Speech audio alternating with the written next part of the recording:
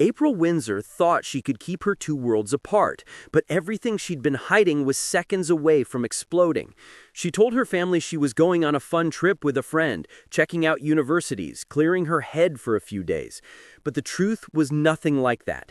She was deep in Celia Daniels and Ray Walters' operation, trapped in a game she never wanted to play, promising them she'd stay in line after that night with Callum, the night she thought she'd seriously hurt him when he tried to force himself on her.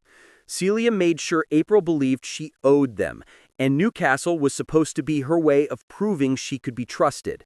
While April was heading straight into danger, Marlon and Rona were back home decorating for Ivy's birthday, happily assuming April was off having the time of her life.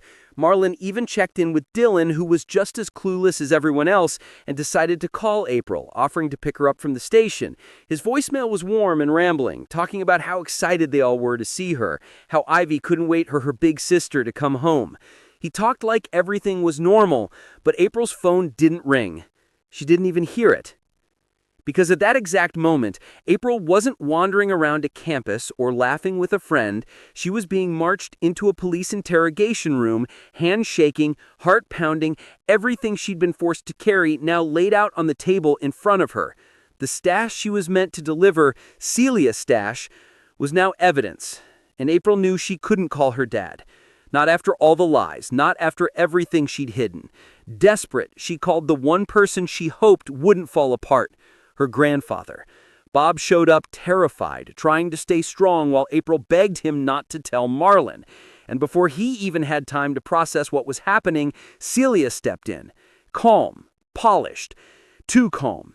She convinced Bob that staying silent was the best way to protect April, twisting his guilt until he felt like keeping the truth from Marlon was the only option. What Bob didn't realize was that Celia wasn't helping April at all.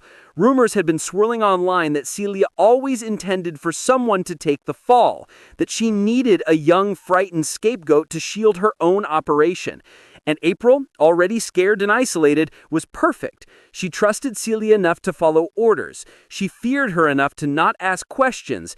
And now she was in the exact position Celia needed her in, vulnerable, scared, and silent. Back home, Marlon was still smiling, still believing April was on her way back for Ivy's birthday. He had no clue that his daughter wasn't just in trouble, she was tangled in something way bigger than a single mistake. She wasn't dealing with reckless choices anymore. She was dealing with people who knew exactly how to manipulate her, how to use her, how to make sure she stayed quiet no matter how much it cost her. And the most chilling part? April wasn't still safe. Being caught with the stash didn't free her from Celia. It tied her even tighter. Now Celia has leverage. Now she knows April won't dare speak. And with Bob keeping Marlon in the dark, April has no real protection left. Just the word of someone who's been pulling strings from the start. The question now isn't whether April will get out of this. It's how far Celia is willing to go to keep her under control, and how long it'll take before Marlon discovers that his daughter isn't on a harmless trip, but trapped in the nightmare he never saw coming.